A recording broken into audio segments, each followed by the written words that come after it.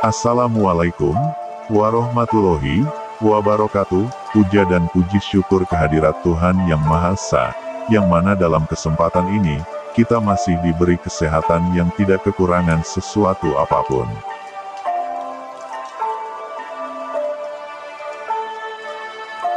Di dalam dunia kegaiban, kini maraknya perebutan kekuasaan kursi panas milik Satrio Piningit, Sang Ratu Adil, Sang Imam Al-Mahdi untuk kedudukan pemimpin akhir zaman.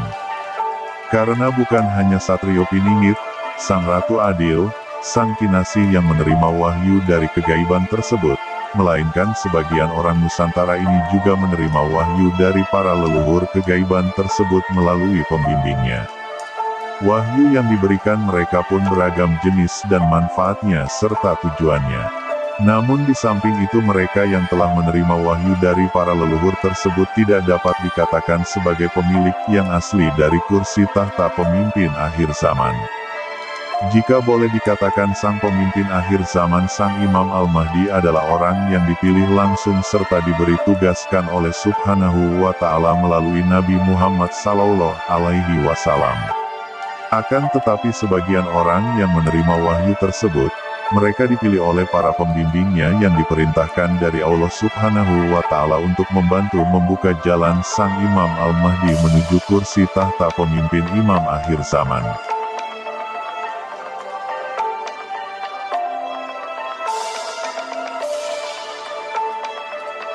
Akan tetapi sebagian orang yang menerima wahyu tersebut, mereka dipilih oleh para pembimbingnya yang diperintahkan dari Allah Subhanahu wa Ta'ala untuk membantu membuka jalan Sang Imam Al-Mahdi menuju kursi tahta pemimpin imam akhir zaman, sesuai pada kitab-kitab yang telah tertulis. Dari setiap orang-orang yang terpilih, maka para leluhur memberikan bekal pengetahuan yang luas serta pemahaman yang begitu dalam tentang alam kegaiban dan ilmu kegaiban. Namun sebagian orang yang terpilih itu menganggap dirinya ialah sebagai imam akhir zaman, yaitu Imam Al-Mahdi. Dan orang-orang yang terpilih itu selalu berargumen tentang peristiwa yang terjadi di akhir zaman serta imam akhir zamannya karena ia memiliki landasan yang kuat, sehingga membuat orang-orang bingung untuk menilai bahwa mana yang benar dan mana yang salah atau keliru tentang sebuah kisah kebenaran imam akhir zaman, yaitu Imam Al-Mahdi.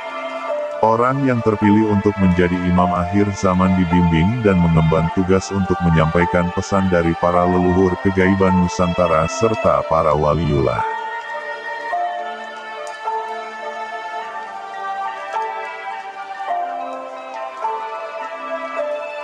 Seorang hamba yang telah dipilih oleh Rasulullah Nabi Muhammad SAW yaitu Sang Kinasih. Rasulullah Nabi Muhammad SAW telah memberikan akhlak yang lebih mulia sama seperti ketika beliau Rasulullah Nabi Muhammad SAW semasa hidupnya. Namun Rasulullah Nabi Muhammad SAW adalah makhluk kesempurnaan dari semua ciptaan yang ada di bumi dan yang ada di langit. Tetapi Sang Kinasih ialah Imam Al-Mahdi adalah pemimpin akhir zaman. Sang Kinasih yaitu Imam Al-Mahdi adalah makhluk yang terbaik di zaman Orde Baru ini.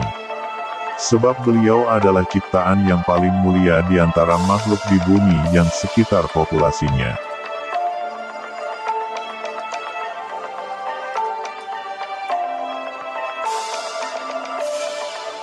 Terkadang kita tidak pernah berpikir bahwa ada makhluk ciptaan Allah yang begitu sempurna dan hadir di tengah-tengah kita dan tanpa kita sadari bahwa kita telah bertemu dengan beliau. Mungkin bertanya-tanya, mengapa kita tidak sadar bahwa diri kita ini telah bertemu dengan beliau? Alasan yang utama ialah kita telah dibutakan dan telah dikendalikan oleh nafsu dan keegoisan diri kita terhadap duniawi serta tidak terkontrol. Alasan yang kedua mungkin saja kita kehilangan kesabaran dalam menunggu sehingga terlalu terburu-buru dalam mengejar harta duniawi. Sehingga akhirnya cerita tentang Sang Kinasih, Imam Al-Mahdi hanyalah sebuah cerita fiksi dan dongeng belaka. Sampai pada akhirnya di hari kemudian kita tidak sadar bahwa kita telah bertemu beliau dalam bentuk yang kita tidak ketahui, namun hati menggebu-gebu bagaikan api yang tidak bisa dipadamkan. Mungkin di antara kalian telah bertemu dalam keadaan sadar atau tidak sadar,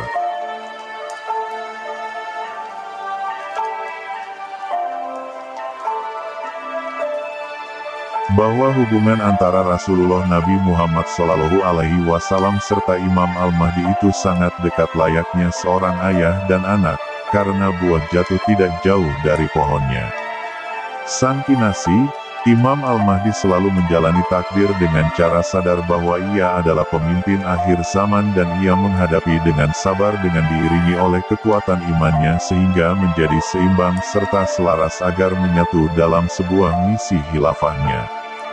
Dan begitu pula dengan kehidupan Rasulullah Nabi Muhammad SAW semasa hidupnya selalu dipenuhi cobaan dan tantangan yang di luar kemampuan manusia.